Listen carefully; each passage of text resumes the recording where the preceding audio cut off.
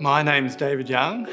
I'm a Professor of Chemistry and the Dean of Engineering, IT and Environment at Charles Darwin University. Welcome to my Study Australia Masterclass on hydrogen, the fuel of the future.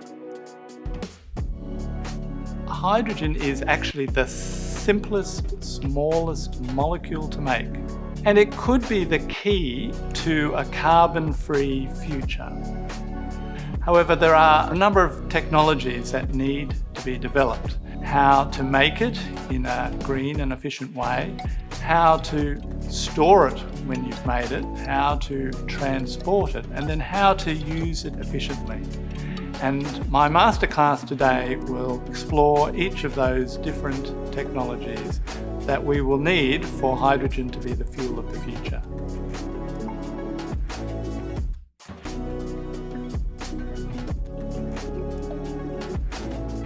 So you've probably seen hydrogen a lot in the news lately. It is a hot topic as a potential fuel for the future, but it's actually been the fuel of the past, the present and the future. On Earth, we only have ultimately two sources of energy. We've got that big nuclear reactor in the sky that we call the sun, and we've got this hot ball of molten metal at the centre of the Earth. It's always been there, as long as the Earth's been there, and it's always been hot. And it came from the fusion of hydrogen into a ball of metal, mostly iron. And it's as hot as the sun. The surface of the sun is about 5,000 degrees, and that's about the same as the centre of the Earth. And it keeps us warm, and it spews out minerals for us every now and then through volcanoes.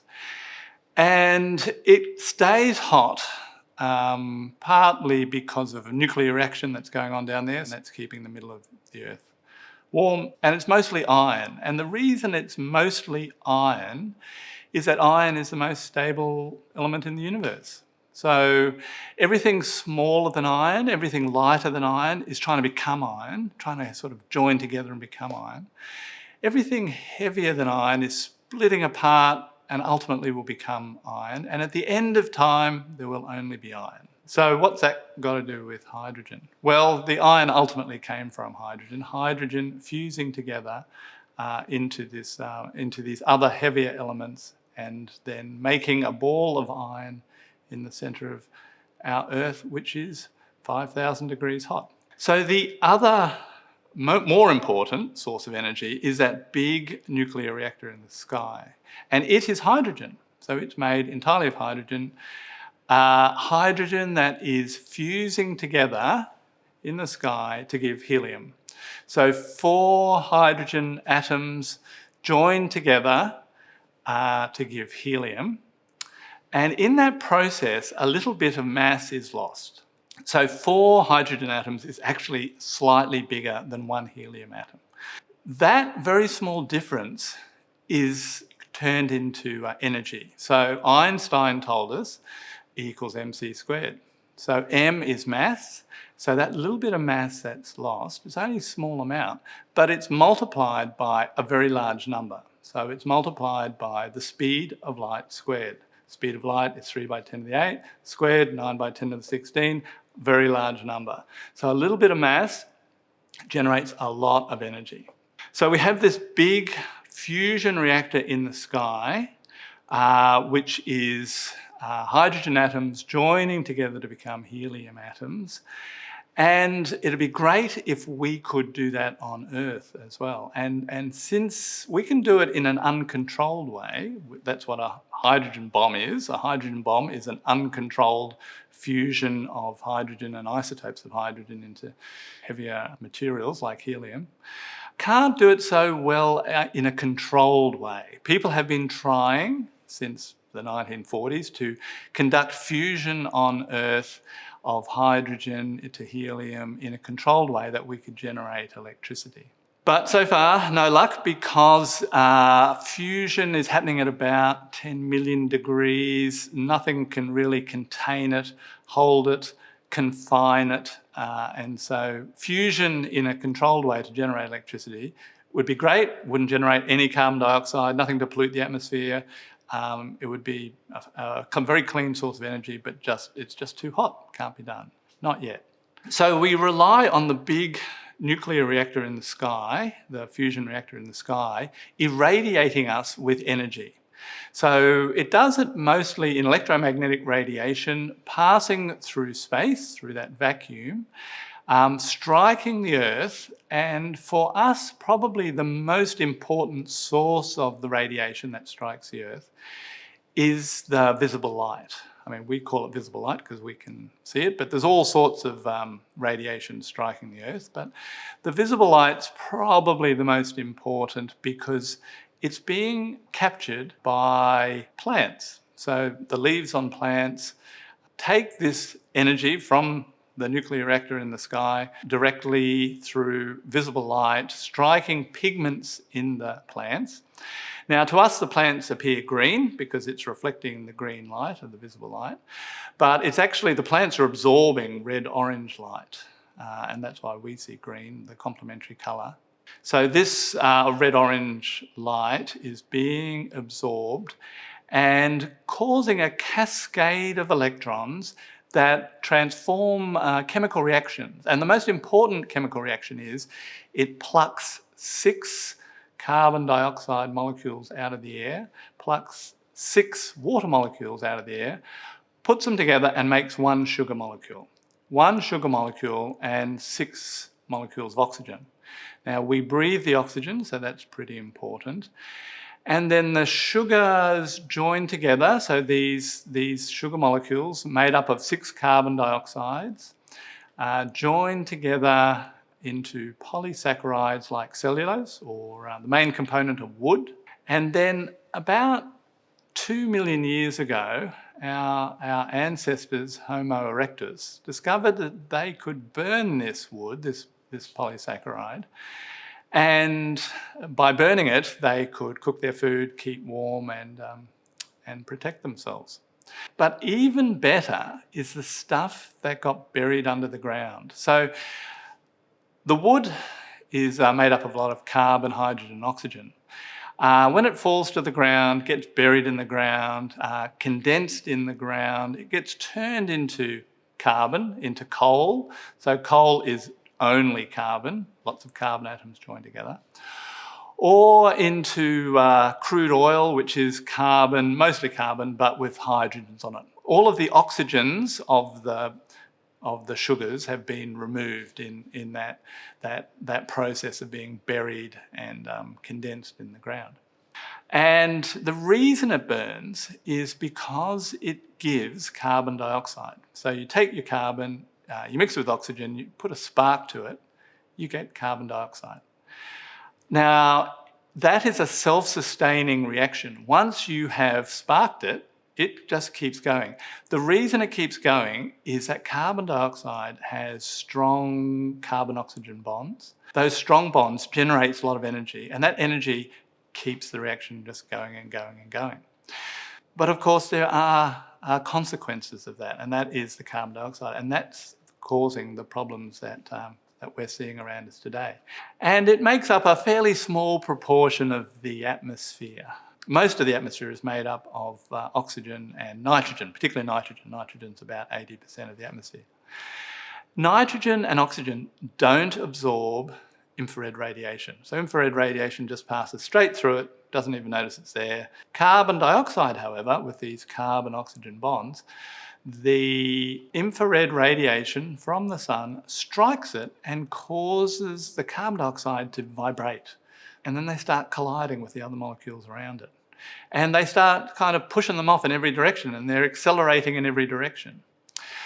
That speed, those molecules being accelerated, is essentially what warming is heat. So carbon dioxide formed by combustion is struck by infrared radiation, vibrates, and it just warms up all the gas around it.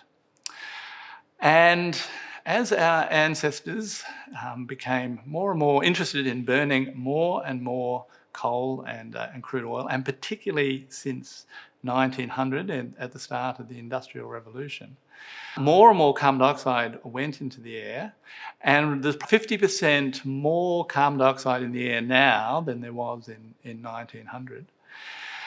And that carbon dioxide absorbs infrared radiation, vibrates, warms up all the gases around it. And you will have seen the news recently at the recent COP26 climate change summit that 200 countries were committed to no more carbon dioxide into the atmosphere by the middle of this century, by 2050. And that would limit the warming by 2050 of another 1.5 degrees. It's enough to melt the tundra, melt the polar ice caps, cause very large changes in climate patterns in different parts of the world. So some parts will be a lot wetter, some parts will be a lot drier. Pacific islands will recede as the water levels rise.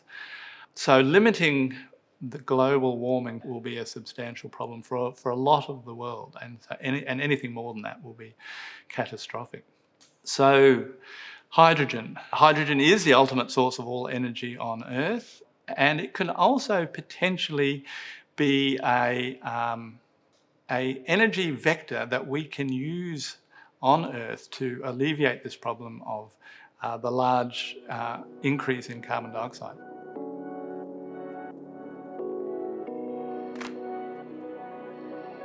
So there are various ways of making hydrogen, and they're colour-coded.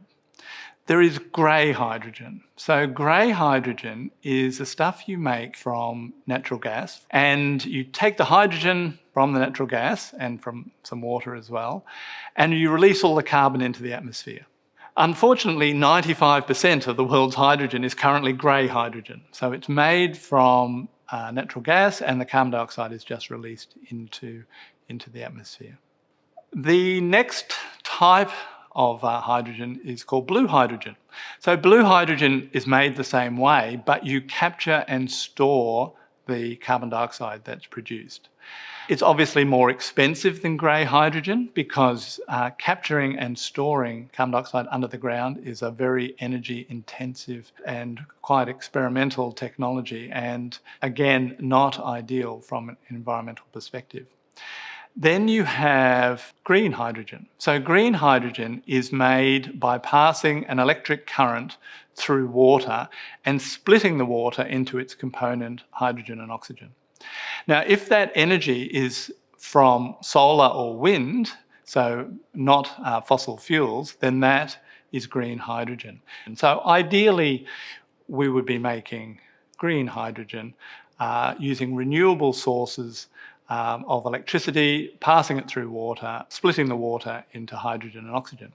And that's my own research. My own research is similar to that. It's developing what are called photoelectric catalysts, where you have a semiconductor, you shine light on the semiconductor in water, and simply the photons of light acting on the catalyst, generating electrons, splitting the water into its component parts. In theory, all you need is your catalyst and light and water, and you generate hydrogen.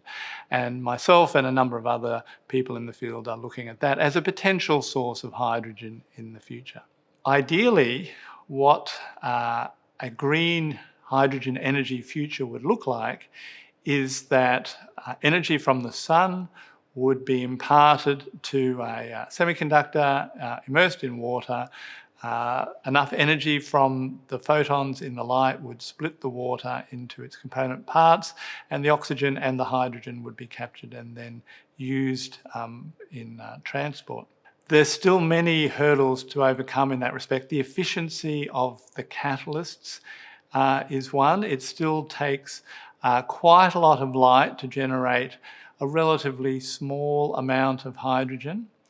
But there are a number of advantages. One unusual or unforeseen advantage is that electrical grids can be stabilised by the generation of green hydrogen. Currently, there's a lot of photovoltaic and wind energy going into established electrical grids all around the world. This is causing unforeseen problems at certain times of the day, and or if the wind blows strong, we have a lot more energy going into our electrical grids than we can cope with. And unstable electrical grids are a problem that is plaguing electricity generation all over the world. One way of compensating for that is to include an electrolyser, a hydrogen generator, into the grid. And so when there is an excess of electricity from wind or solar, that energy is used to drive the electrolyser to convert water into hydrogen and oxygen. And the hydrogen can then be bottled and shipped and used in transport. So stabilising grids by including electrolysers is an added advantage of the green hydrogen economy.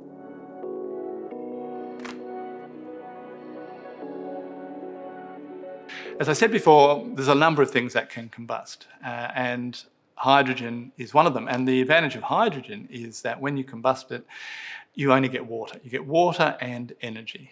So by burning hydrogen, you would potentially have an energy vector. An energy vector is a transportable form of energy. We can't obviously attach big long cables from a wind turbine to a plane flying around. We need a portable source of energy, and hydrogen could be that potential source of energy. It's been used for quite a while. In the 1950s and 60s, we had rocket ships that were a mixture of hydrogen and oxygen. So the Saturn and Centaur rockets of the 1950s and 60s were fueled by hydrogen mixed with oxygen, and that overcame one of the problems of hydrogen, which is that it's the lightest of all gases. And so it's actually really hard to put in a bottle and to transport. One of the other problems of hydrogen, of course, is that it's really flammable. So you've probably seen footage of the Hindenburg disaster. The Hindenburg was an airship. It was docking at a port in New Jersey in the US in 1937, had 95 people on board, and it caught fire. And 37 of the 95 people on board died. So hydrogen has some challenges as well as a fuel of the future. So it might work well in a rocket ship, but can it work in other forms of transport? It is the lightest of all gases, and so containing it is a problem. So one way of containing it is to liquefy it. So you can liquefy hydrogen, but you have to do that at minus 200 degrees at atmospheric pressure, or you need a strong pressure in order to liquefy it. By comparison, natural gas can liquefy at about minus 160 degrees. So here in Darwin, we see big LNG ships pulling in and out all the time with big containers of liquid LNG on board. So that technology is there, but hydrogen adds a whole new level of complexity. It requires a lot more coldness to liquefy it. It's also a lot less dense. The density of even liquid hydrogen is really light. It's about 0.07 grams per mil compared to water, which is 1 gram per mil. So it's really light stuff. If you compare a kilogram of liquid hydrogen with a kilogram of liquid LNG, of methane, the kilogram of liquid hydrogen has more energy density. It's probably got about twice the kilojoules of energy than does natural gas. But that's not a great comparison. What is a better comparison is a litre. Take the volume. If you take a litre of liquid hydrogen, a litre of LNG, they're about the same, but hydrogen is a lot harder to contain. It leaks out, it's more flammable, and it's really so light that most of the weight of a container containing hydrogen is the fuel tank. There's actually not very much hydrogen in it. There are a number of experimental and even production cars and buses that have tanks of liquid hydrogen in them. But say a typical tank for a car, only about 5%, 5.7% of the weight of the tank of the car is the fuel, is the hydrogen. And that's a full tank. That's a full tank of hydrogen. Most of it is the metal needed to contain the hydrogen. There's been various ways of trying to solve that issue. Looking at other ways of liquefying the hydrogen. Hydrogen is unique in that it's two atoms joined together. It's a diatomic molecule. Each of those atoms has a little nuclear spin, and the spins can be in the same direction. They can be parallel to each other, and that's called orthohydrogen, or they can be opposite to each other, and that's called parahydrogen. And the orthohydrogen, where they're parallel to each other, is unstable. When you cool it down, that unstable form is still there, and it kind of flips over, or it tries to flip over to the stable form, the parahydrogen. And in doing so, it actually generates heat and it can cause itself to boil. So in order to stop that instability and then the whole thing, exploding, you have to actually convert the orthohydrogen to parahydrogen. So the challenges of hydrogen for the fuel of the future is its flammability, as we saw with the Hindenburg disaster, and containing it, cooling it down into liquid hydrogen, and then transporting it in tanks. And various strategies have been explored in this respect. So one strategy is making molecular sponges, and there's been a lot of work of making a sponge, filling it full of hydrogen, and then stimulating it to release that hydrogen again. Another form, and this one's probably more likely to be commercially viable, is turning it into ammonia. So we've been able to turn hydrogen into ammonia for 150 years in the Haber-Bosch process, which was used to make fertilisers and explosives. From nitrogen gas and hydrogen gas, turning that into ammonia. The advantage of turning hydrogen into ammonia is that while hydrogen will condense at minus 250 degrees, ammonia will condense at minus 30 degrees. So you can liquefy it and transport it much more safely. Ammonia is still not a great gas, as anyone who's had a big whiff of a cleaning product or of smelling salts would know. But it's a lot friendlier than hydrogen in many ways. So taking your hydrogen, converting it into ammonia, shipping it to wherever you need it to be, and then converting it back into hydrogen is a very viable way of transporting it. And particularly if you can do that with renewable energy, because the Haber-Bosch process actually needs a lot of heat.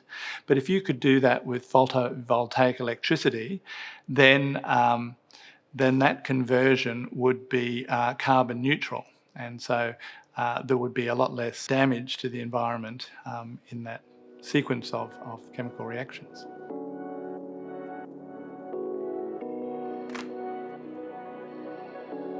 So you make your hydrogen, you store your hydrogen as ammonia or in a molecular sponge, or maybe even as a metal hydride is another way of doing it as well. And then you've got to use your hydrogen. So how do you use it? Well, you can just burn it in a combustion engine, and there are combustion engines that will burn hydrogen. But more recently, there's been quite a lot of work on something called fuel cells. So fuel cells are the same reaction. You're still essentially burning. You're combusting your hydrogen. You're oxidizing your hydrogen, but you're doing it in a controlled way, more like a battery, but a battery with a continuous flow of hydrogen and also of oxygen. So oxygen and hydrogen flow into the fuel cell, and it undergoes an electrochemical reaction. So the hydrogen is converted into protons and electrons. The protons flow through an electrolyte from the anode to the cathode, and when they reach the cathode, they're combined with oxygen and electrons and turned into water. So it's the same reaction, hydrogen plus oxygen gives water, but it's done in a controlled way in a fuel cell. So the hydrogen dissociates into protons and electrons. The electrons pass through a circuit and drive whatever engine needs to be driven. And that's about, an electric motor driven by a fuel cell is about twice as efficient, 2 or 3 times as efficient, as a burning hydrogen in a combustion engine. And so a lot of research is going into fuel cells. There's lots of different types of fuel cells, but already there are commercial vehicles. It's a more efficient way of using the hydrogen. And also it's different to a battery. A battery has all of the elements in the battery contained in the battery, and when they're consumed, you either throw it away or recycle the material. In a fuel cell, you are continually providing a source of hydrogen and a source of oxygen, so the reagents are flowing into it and are generating electricity.